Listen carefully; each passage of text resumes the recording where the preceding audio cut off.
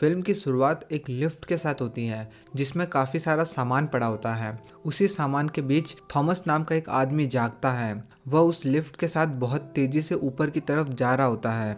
उसे कुछ भी याद नहीं होता कि वो यहाँ तक कैसे पहुँचा और ये लिफ्ट कहाँ पे जा रही है। लिफ्ट जैसे ही ऊपर पहुँचते हैं तभी कोई बाहर से लिफ्ट का दरवाज़ा खोलता है और थॉमस देखता है कि बाहर उसके जैसे ही कई सारे लड़के खड़े हैं जो उसे घूर रहे होते हैं।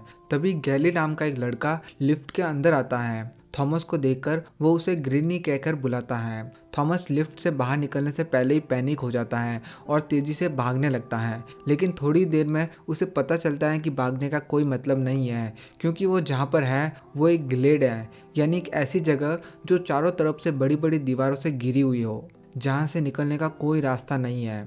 इसके बाद गैली उसे पकड़कर एक केज में बंद कर देता है और फिर उसका लीडर एल्बी उससे सवाल पूछने आता है। घबराया हुआ थॉमस उसे समझाता है कि उसे कुछ भी याद नहीं है, जिस पर एल्बी कहता है कि ये बिल्कुल नॉर्मल है। यहाँ किसी को भी अपनी पुरानी मेमोरीज याद नहीं रहती, बस नाम अक्सर 2 या 3 दिन में याद आ जाता है।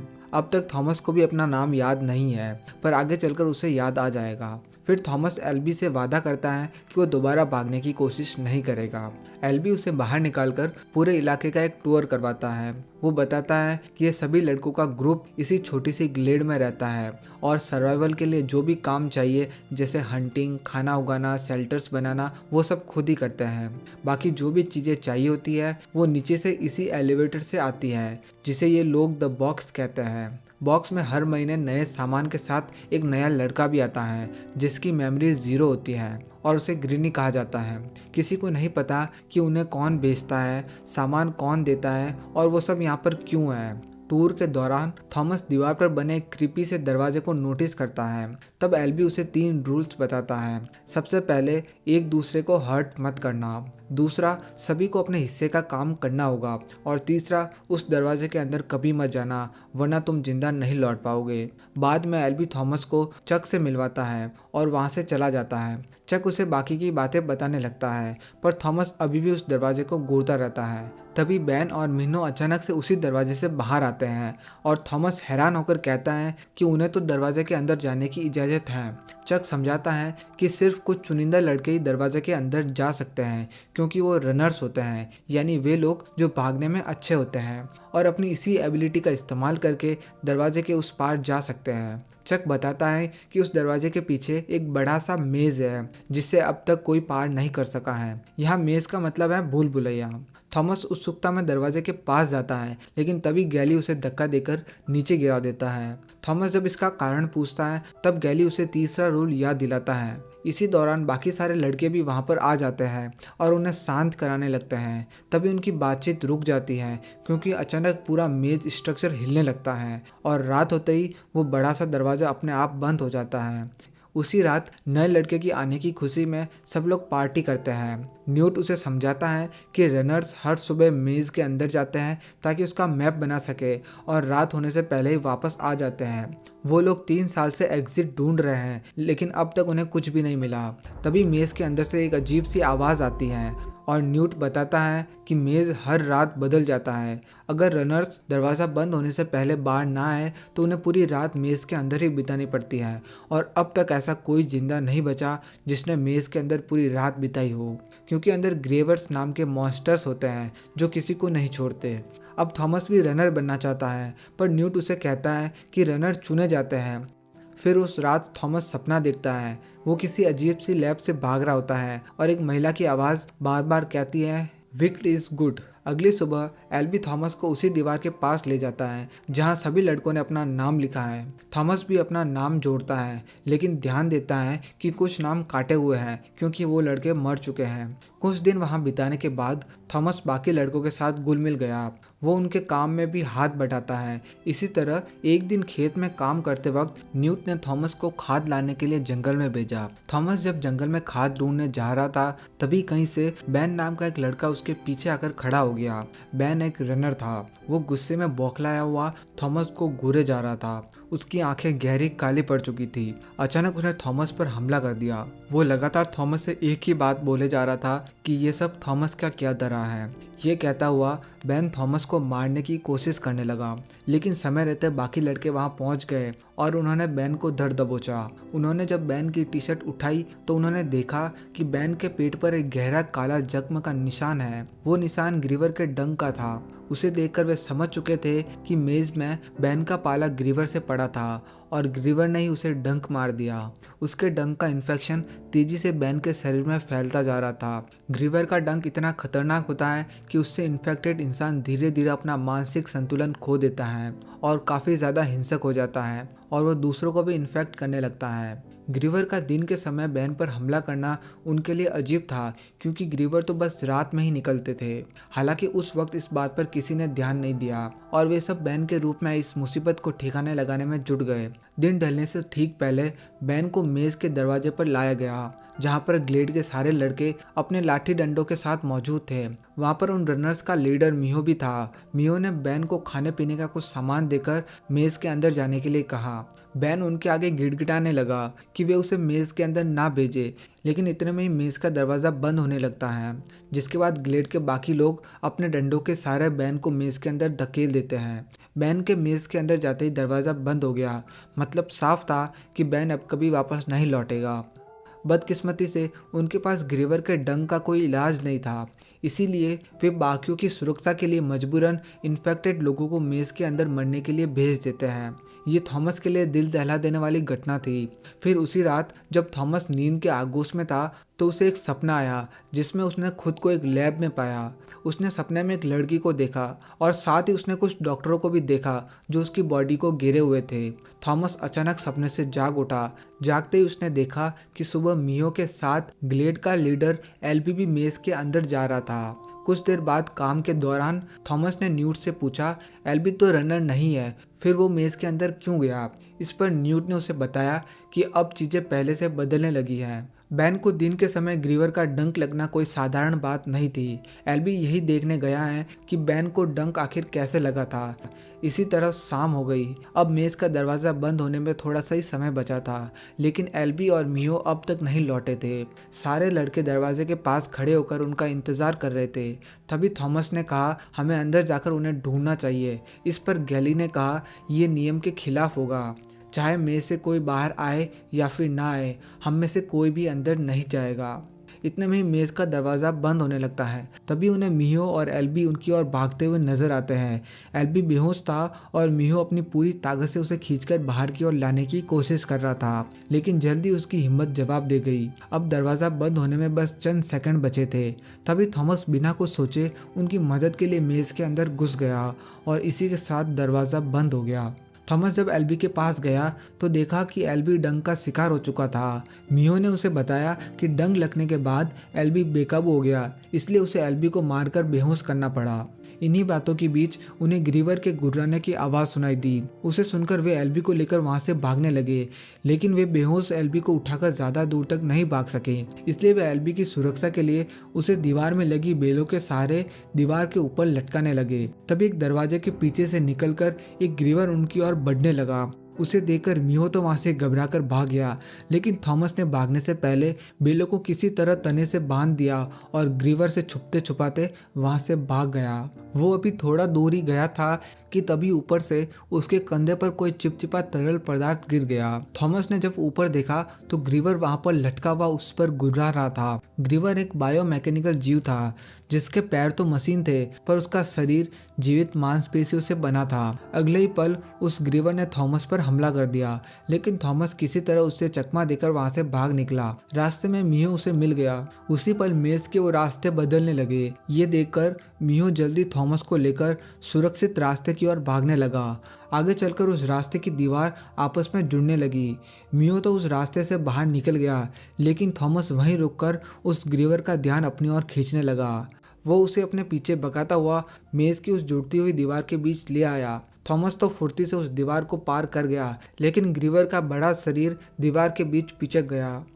अगली सुबह जब मेज का दरवाज़ा खुला तो ग्लेड के बाकी सदस्य उन तीनों को मेज से जिंदा बाहर आते देखकर हैरान रह गए। मियो ने बाकियों को बताया कि कैसे उनका पाला एक ग्रीवर से पड़ा था, लेकिन थॉमस ने अपनी होशियारी से उसे मार दिया। ये जानकर सारे लड़के अचंभित रह गए। वहीं गैली थॉमस के नियम तोड़ने को लेकर उस पर भड़का हुआ था, लेकिन बाकी लड़कों की नज़र में थॉमस ने बहादुरी का काम किया था, जिसे देखते हुए सभी ने उसे रनर बनाने का फैसला किया। इन्हीं सब बातों के बीच उन्हें लिफ्ट के ऊपर आने की आवाज़ सुनाई देती है। ये सुनकर वे सभी हैरान रह जाते हैं, क्योंकि टाइमिंग के हिसाब से बॉक्स के आने में अभी वक्त था। वे सब लोग दौड़कर अंदर देखते हैं तो दंग रह जाते हैं। इस बार कोई भी सप्लाईज नहीं है, बल्कि एक बेहोश लड़की पड़ी है। थॉमस जब उसका चेहरा देखता है तो उसे याद आता है कि इसे तो उसने अपने सपने में देखा था। उसके हाथ में एक नोट मिलता है जिसमें लिखा था she is the last one ever, यानी कि ये आखिरी है। अचानक लड़की जागती है, थॉमस का नाम लेती है और फिर से बेहोश हो जाती है। वे उसे फौरन एक हट में ले जाते हैं। थॉमस सबको समझाता है कि अब उन्हें पता है कि मेज़ के अंदर जिंदा कैसे रहा जाता है, तो वो चाहता है कि वे लोग वापस मेज़ के अंदर जाए और रास्ता ढूंढने की कोशिश करे। मियो 3 और रनर्स को भी राजी कर लेता है और वे सब मिलकर मेज़ के अंदर दौड़ पड़ते हैं। अंदर जाकर उन्हें वही ग्रीवर मिलता है जो दीवारों के बीच कुचलकर मर गया था। फिर पूरी टीम मिलकर ग्रीवर का एक मैकेनिकल पैर निकाल लेती है और उसके अंदर से एक अजीब सा बीपिंग डिवाइस मिलता है, जिसे वो ग्लेड में वापस ले आते हैं। उस डिवाइस को ध्यान से देखने पर उस पर VCKD लिखा हुआ मिलता है। यही लेटर्स उनके सप्लाईज पर भी होते हैं। सब लोग समझ जाते हैं कि जिन्होंने उन्हें यहाँ पर भेजा है उसी ने ग्रीवर्स को भी बनाया है। इसके बाद मियो उसे एक हट में ले जाता है, जहाँ वो अपने सारे मैप्स और मेज का पूरा मॉडल रखता है। वो बताता है कि उसने मेज के हर वेरिएशन को मैप कर लिया है और अब देखने लायक कुछ भी नहीं बचा, यानी कि इस मेज का कोई भी एग्जिट नहीं है और वो चारों तरफ से बंद है।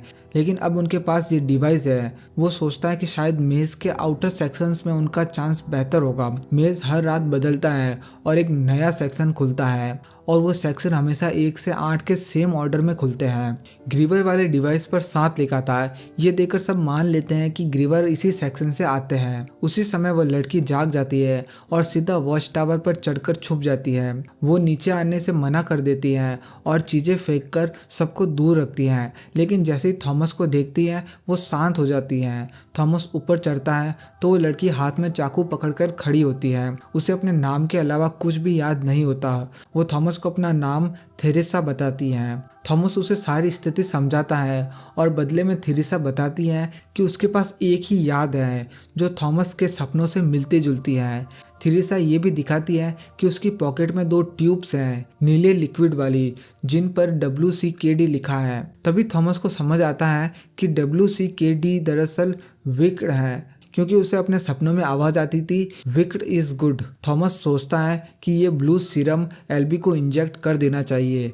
जैसे ही वे लोग एल्बी में इसे इंजेक्ट करने वाले होते हैं तभी एल्बी डरकर पागल हो जाता है और बार बार कहता है तुम्हें यहाँ पर नहीं होना चाहिए। बाकी लड़के उसे पकड़कर रोकते हैं और थेरेसा उस सीरम को इंजेक्ट कर देती है, जिससे एल्बी तुरंत बेहोश हो जाता है। इसके बाद गैली थॉमस को रात भर उस पिट में बंद कर देता है।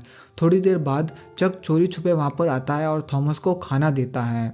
सुबह होते ही मियो और थॉमस दरवाज़ा खुलते ही मेज़ में घुस जाते हैं। मियो रास्ता दिखाता है और दोनों कई सारे सेक्शंस पार करते हुए आखिरकार 7वें सेक्शन तक पहुंच जाते हैं, जो अभी हफ्ते भर बाद खुलना था। वहां उन्हें बैन के कपड़े मिलते हैं। इसका मतलब ग्रीवर उसे घसीटकर यहाँ लाया था।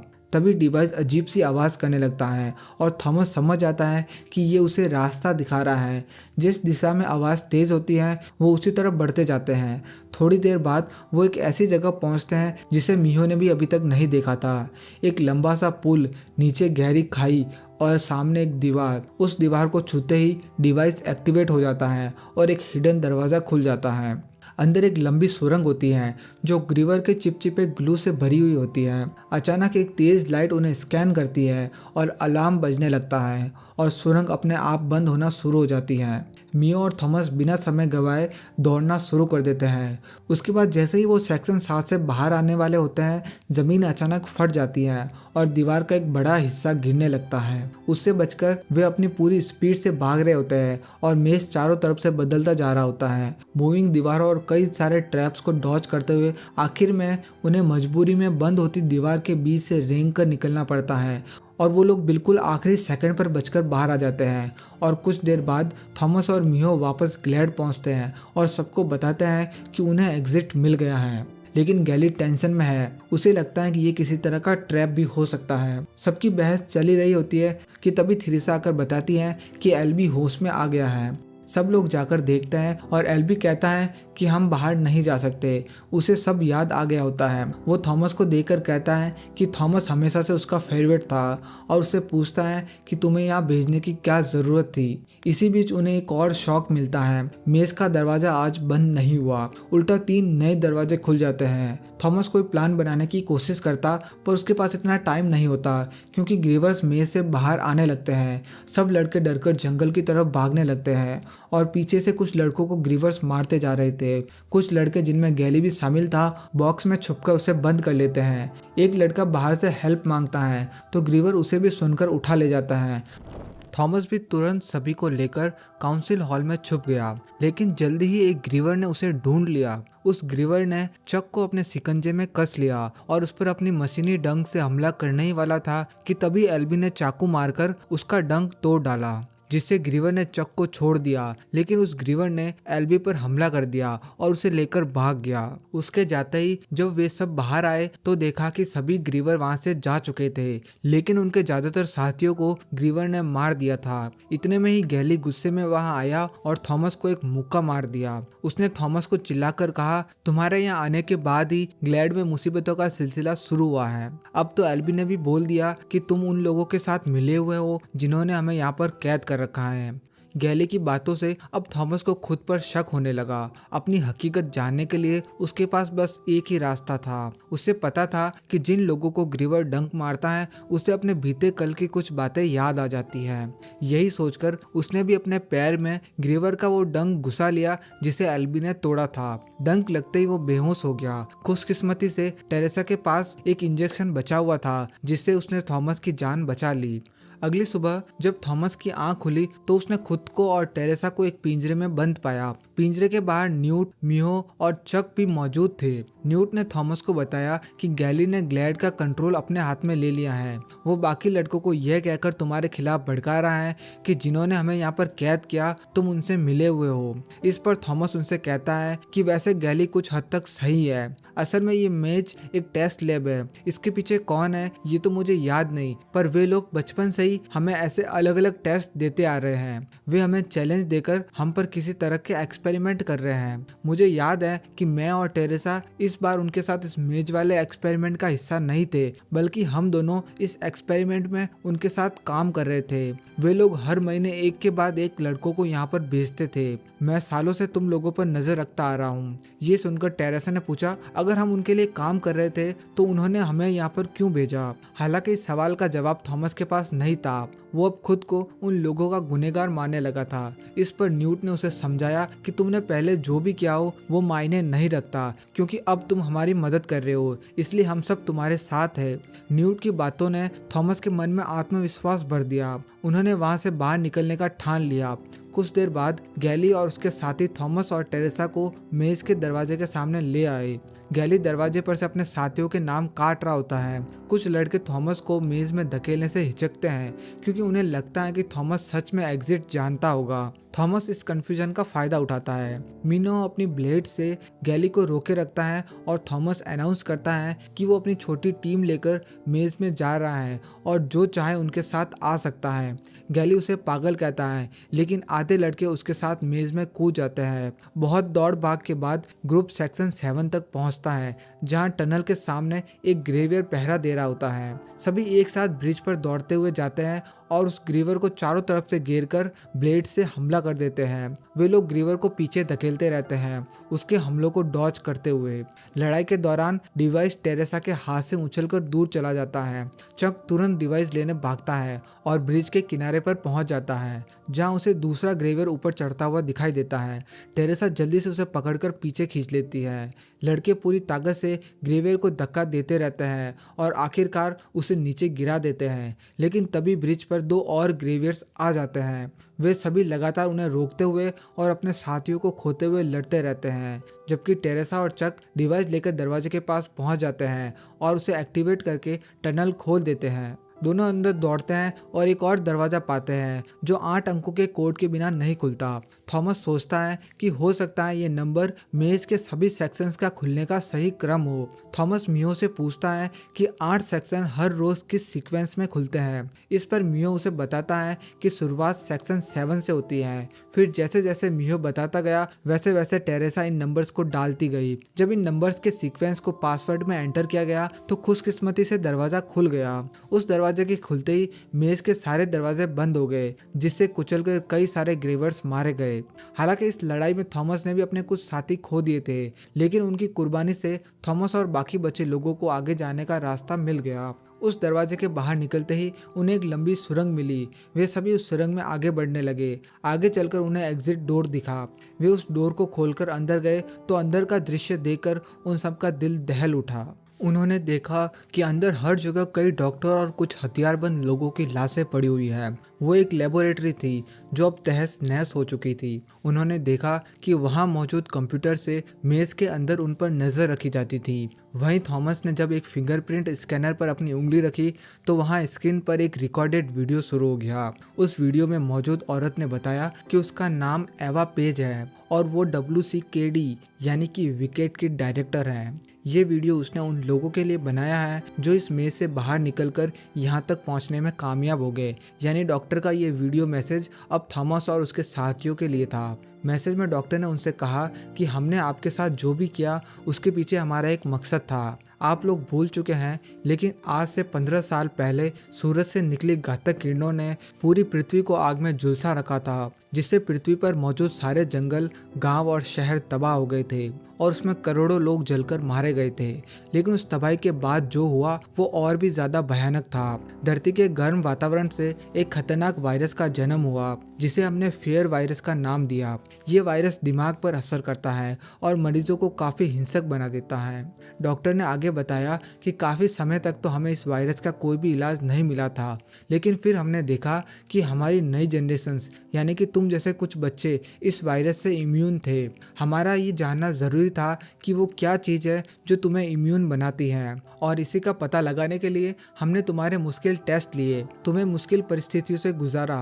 दुर्भाग्य से इस एक्सपेरिमेंट में कई बच्चों की बलि चढ़ गई, जिस वजह से कुछ लोगों को हमारे ये एक्सपेरिमेंट्स खटकने लगे और उन्होंने हमारे खिलाफ जंग छेड़ दी। बदकिस्मती से अब वे हम तक पहुंच चुके हैं। इन्हीं बातों के दौरान थॉमस और उसके साथियों ने वीडियो में देखा कि कुछ हथियारबंद लोगों ने लैब पर हमला कर दिया है और उन्हें देखकर डॉक्टर ने खुद को गोली मार दी। वो मैसेज देखकर थॉमस और उसके साथियों को गहरा सदमा लगा। उसी पल उनके सामने बाहरी दुनिया का दरवाजा खुल गया। वे सभी उस दरवाजे की ओर बढ़ ही रहे थे कि तभी पीछे से गैली ने वहां पर आकर थॉमस पर अपनी बंदूक तान दी। गैली थॉमस और उनके साथियों का पीछा करते हुए यहाँ तक पहुंच चुका था, लेकिन उसे ग्रीवर का डंक लग चुका था, जिससे उसने अपने सोचने और समझने की क्षमता खो दी थी। उसने थॉमस पर गोली चला दी, लेकिन तभी चक ने वो गोली अपने सीने में ले ली। ये देखकर मियो ने गैली की छाती पर भाला मार दिया, जिससे गैली मारा गया। उसी पल चक ने भी अपना दम तोड़ दिया। उसकी मौत से थॉमस फूट फूट कर रोने लगा।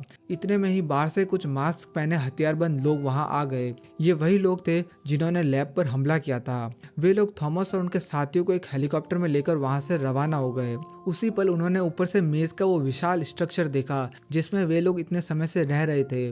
तभी उनमें से एक नकाबपोश ने अपना नकाब उतारा और उनसे कहा कि घबराओ मत, अब तुम सब लोग सुरक्षित हो। इसी के साथ वे लोग आगे बढ़ गए, जहां उन्होंने बाहरी दुनिया का दिल दहला देने वाला मंजर देखा। अब दुनिया बंजर रेगिस्तान में तब्दील हो चुकी थी।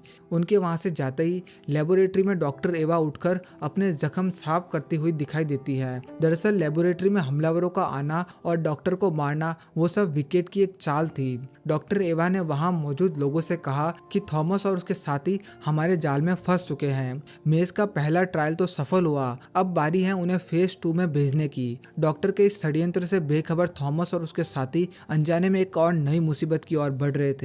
इसी के साथ मेज द रनर पार्ट 1 खत्म हो जाता है। इसके बाद आता है मेज द रनर पार्ट 2, जिसमें उन लोगों को ऐसी एक और मुश्किल परीक्षा देनी होगी।